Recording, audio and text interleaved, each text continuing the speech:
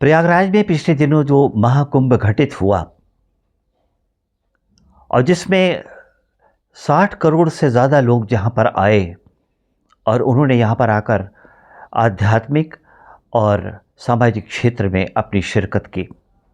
एक बहुत बड़ा बाज़ार यहाँ पर बना और उस बाज़ार ने पूरी दुनिया को अपनी तरफ आकर्षित किया।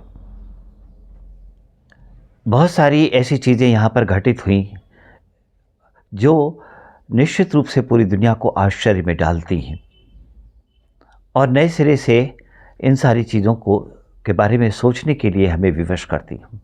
इसमें एक घटना जो मुझे लगती है कि इस पर बहुत कम चर्चा होती है वो ये है कि ये शायद पहला महाकुंभ ऐसा है जिसमें पूरी दुनिया से लोग आए और उन्होंने अपने मोबाइल कैमरे से ही सही तस्वीरें उतारी और एक अनुमान के अनुसार हम कह सकते हैं कि 1 करोड़ से ज़्यादा तस्वीरें प्रतिदिन इस महाकुंभ क्षेत्र में उतारी गईं।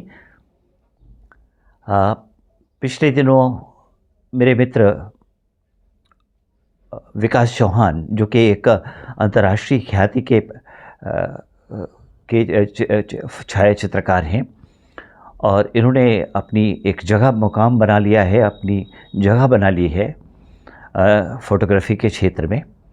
वो पिछले 15-20 दिनों से कुंभ मेला क्षेत्र में बुरी तरह व्यस्त रहे और उनका एक ही उद्देश्य था कि वो वहाँ जा कर के उसकी कवरेज करें और जो कुछ वहाँ पर नायाब है, अनोखा है, जिसे दुनिया को दिखाया जा सकता है, उसकी कवरेज करके उसको वहाँ पर दिखाएं। साथ ही साथ ये भी चीज़ सामने लाएं कि महाकुंभ का उद्देश्य क्या है। इस महाकुंभ से हमारे देश भारत को और दुनिया को क्या हासिल हुआ। आश्चर्यजनक बात यह है कि करोड़ों 60 करोड़ के लगभग लोग यहाँ पर आए, आ करके उन्होंने अपना अस्थायी निवास यहाँ बनाया। वो घूमे फिरे रहे और सारी सुविधाएं जो यहाँ पर हमारे भारत सरकार की ओर से बनाई गई थी उसका उन्होंने लाभ उठाया। साधु संतों से मिले, महात्माओं से मिले और ये भी देखा कि धर्म कैसे एक बाज़ार में बदल जाता है। विकास चौहान ने इन सारी चीज़ों को बहुत ध्यान से देखा, कवर किया और ख़ास तौर से उनका नज़रिया जो है उसके इवेंट को कवर करने का था, रिचुअल्स को कवर करने का था। उनकी पहली किताब इसलिए मैं कह रहा हूँ कि महाकुंभ पर ये पहला चित्र संग्रह प्रकाशित हो करके सामने आया है और मैं इसका कवर आपको दिखाता हूँ।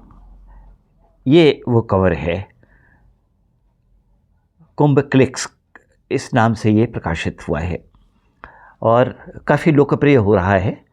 लोग इसको पसंद कर रहे हैं, देखना चाहते हैं कि इसके भीतर क्या क्या चीज़ें समाहित की गई हैं। और सबसे अच्छी बात यह है कि विकास चौहान इसको हैंडी बनाए रखना चाहते हैं, कोई कभी भी खोल करके देख सके। किसी विषय विशेषज्ञ भी देखना चाहे तो देख सकता है।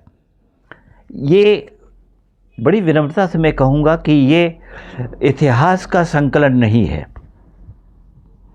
ये कुंभ के इतिहास का संकलन नहीं है, कुंभ की घटनाओं का संकलन है।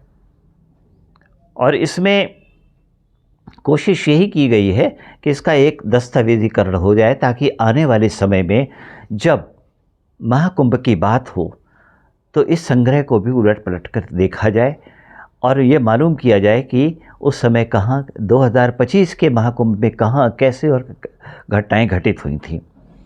एक और बहुत अच्छी बात ये लग रही है कि विकास चौहान इस पुस्तक की, इस संग्रह की, इस कॉफ़ी बुक की 10 से 12 की श्रृंखला एक बनाना चाहते हैं जिसके अंदर सारी रिचुअल्स को इकट्ठा करेंगे। इसके नंबर ऑफ़ पेजेस बहुत ज़्यादा नहीं हैं, थोड़े थोड़े नंबर ऑफ़ पेजेस हैं। उसके हिसाब से ये हैंडी भी है और इसकी कीमत भी इतनी नहीं रखी गई है कि कोई इसको ख़रीद न सके। जो भी इसको इकट्ठा करना चाहे, अपने पास रखना चाहे और महाकुंभ की यादों को सहेजना चाहे, उसके लिए ये पुस्तक उपलब्ध है। बड़ी विनम्रता से इसका इसकी कॉस्ट जो है 250 रखी गई है। 250 में ये पुस्तक आपको मिल जाएगी। इसके 12 इश्यूज़ हैं, जो भी मंगाना चाहे इसको मंगा सकता है। वो सीधे सीधे इसके छायाकार जो हैं विकास चौहान से भी संपर्क कर सकता है। उन्हें आपको मैं विश्वास दिलाता हूँ कि ये किताब आपको बहुत अच्छी लगेगी और हैंडी होने के कारण आप इसे हमेशा संभाल कर रखना चाहेंगे, उलट पलट कर हमेशा देखना चाहेंगे। और सबसे अच्छी बात ये है कि अगर आप महाकुंभ में आए होंगे तो महाकुंभ की ढेर सारी यादों के साक्षी बने होंगे आप, और वही उन्हीं चीज़ों की आपको तस्वीरें देखने को मिले, तस्वीरें रखने को मिले, तो ये बहुत बड़ी बात हो जाएगी। एक और बात, आप अपने परिवार में इसे रखेंगे तो आपके बच्चे इसे देखेंगे, आपके परिवार के सारे लोग इससे जुड़े रहेंगे और इस बात पर हमेशा गर्व करेंगे कि वो 2025 के महाकुंभ के साक्षी रहे हैं।